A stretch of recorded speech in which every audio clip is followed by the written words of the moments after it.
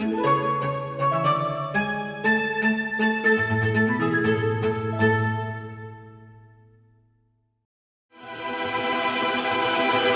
vole kangoni amba kibitu sanga bulu kalima na korni buli bagai rongorongo ni ngonele wa itauke mai sawani na andi da kombao school.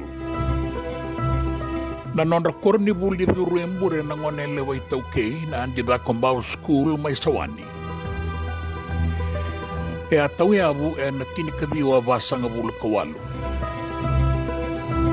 Dambe toka na korni buli bagai rongorongo e nandua nambamba e na ruku ni veinda kua. Kai roba somukoto na koro sawani e na bonua wuna. E nambuda kanon roba somutiko e na udhiwai na waimanu. Koro ni bulingo e akila e liu ni arana na Provincial School Southern. Das Provincial School Eastern ko e katoka maindalene kai ni kua na ratu pena i e Kandabulevu School. Ka toka mai na maka e nandi na Provincial School Western me adova na Ivalulevu asanga itoki tagikina na Kornibuli oya.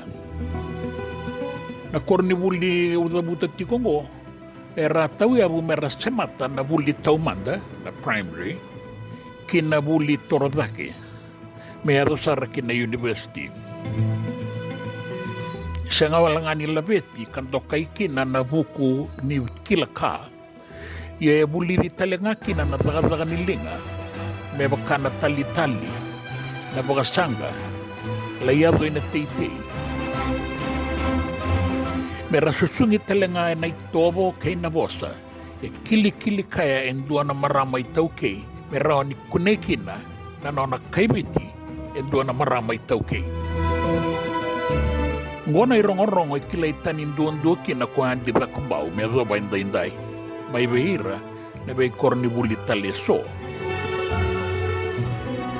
Ni sabi sau ko bura-bura kena itobo nimbula. Endei toka nga na bei susu may na rukun ni bei ndakua. E na nona kilaitani na kaibiti, nindua na kaibiti e na nona ibalabala e na kai kila kena ibuarau ni nona mbula. Samba kibitu sanga bulu kalima ni kua o yandi da kumbau. Anon damasu, ni na maroroi kenda tiko nga na itaukei e na beyambaki mai muri. Ni sambole iboga lebusara na iboga rau ni besus mai vale.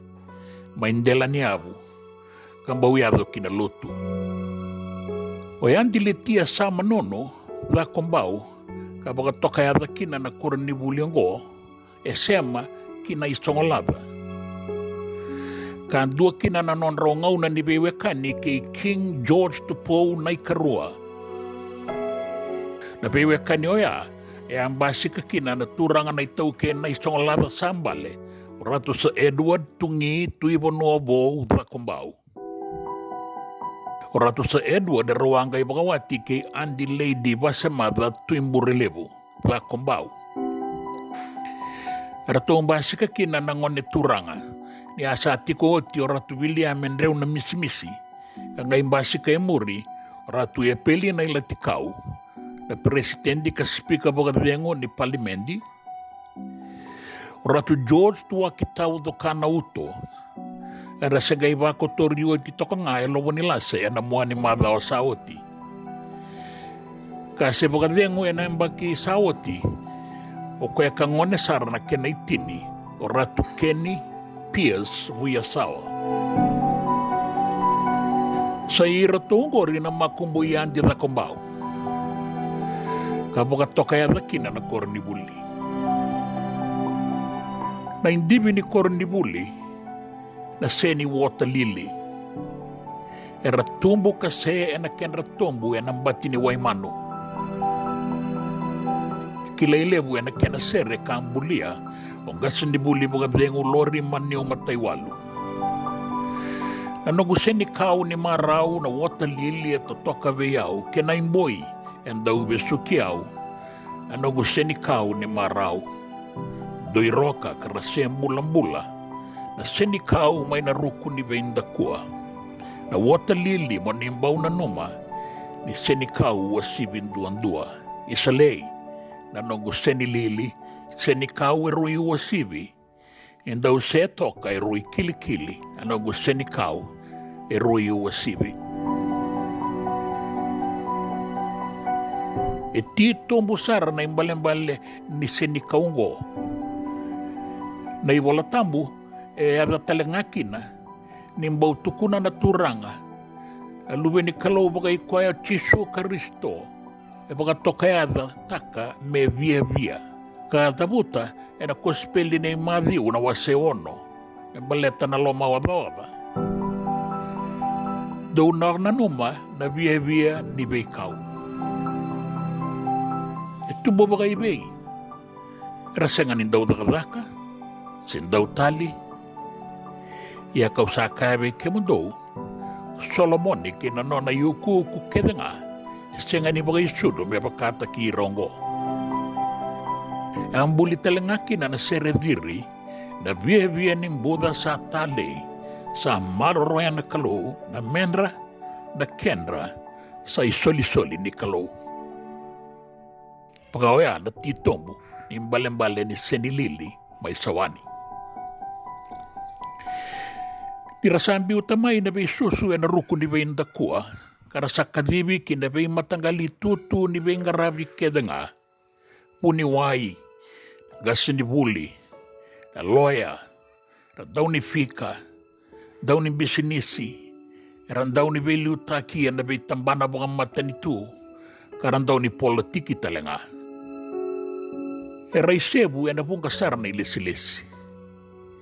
Esenga na itutu, esenga ni kunekina, o yan di rakubao. Elaki ado sarra kinararaning gito, e dabu isaw-saw tiko may kina na biyambaki na koro ni bulyong wo, e na loma ni bito sa nga bulo kalima na yambaki sawati. E ataw yabu yan di rakubao, e nangauna kay nabaka sa mabatangan ni buli ni turanga may matabatudo. Mera susungi na nanondangone marama sudu turanga. May loma ni vale, kita utumba, kimbarabi, kay nararaning gito.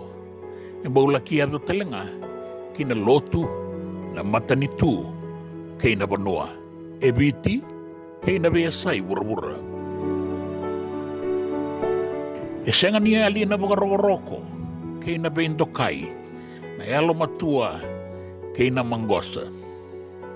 Samba unduo tokongo na nonda isaki-saki na kawai tauke. Kanda baga binabinaka beira na kinanggas ni buli, metega busara may imbui ningone, o Miss Charlton. Medo bira rangay ibe ngarabi bay tarabi may enda bay tambayang baki medo ba inday-inday. Au na no may na marama kabuli may sawani. O Dr. Merea Taufa Bakatale, na isebu ni marama buki-buki ni Prime Minister, e ngone buli talenga may sawani, kay liw-liw ni kor ni buli, Minister ni buli, kasi ngay may bugadeng ubukan dua koto nga, ni karuwa sa nga bulu kabani tiyune, ruwa na undolo ruwa sa nga bulu katolo, ni rasayang baki walo sa nga bulu kalima. And the rey di Taufa, and the rey di Andi Rakubaho. Ada butu may nakoro yabu may batiki na maramango kan dua beroto na lubenra o na italatalangase Mosese Bakatale kay nasialan yata meron din italatal na marama ni somo-somo may ngaw. Sudo may lombio Taufa, may waya may asawa. Ertuang kay lesi talenga kinabiti kartulaki bagay tiko-tiko may maro. Katika buna no nabuli, may bureta, gaindewa ya ni kian di lakumbau, kang ngole sara kinabuli koroi ki New Zealandi. Ya buli talenga may matabatudo, kay sebu ni ngoni tauke meduru kina Suwa Grammar School. Arsen daw buli nga kina nababalangi kay ranabasu e nangaunawaya. Endolan-dolaban na maramango ebong ka nakatumba. Merabaga durumia ni kina na maramay so. Merabeliw takitalinga enandua na ngauna. Kanano minira yang awalnya nga ibali ni kuro na marama. Se tukina ba kasama ni alani beira na bula toravake na takataka ke na itutu bimbi so ni beliutaki. O Dr. Mereia tau pabakatale e sebu ni marama i tauke i merawata na koroi ni buku na Bachelor of Arts by New Zealand. Alewe talenga ni mboseado a kena i sebu e kea. E rawata na itutu baka minister kay tutu talenga ni buke-buke ni Prime Minister. So tale na marama e rangay kila ye muri na nonda sa sanga kina ibuka tangin dengan ni buli torvake kay nabingarabi. Meba kata gisuliana si watimbao e si teri kami kamida Amelia Rokotuibuna kay na sota leo sanga ni dabuta. Ya sa keleato kongori ko andi la kumbau endo na isaw-saw kina nona daw bagay tamera baga wasibe beira na nonda marama itauke. E kunebe andi la kumbau kina non rambula ni rabese matitu baga binaka nganggazo baga binaka na ken reisema endi na nga ni sambi umay na kornibuli. Tito busara na non rabe kawaitaki hindi na nirasahan duin-duyan na puno ay rasa tukin na kasabi ya wakisara non ray tiko-tiko.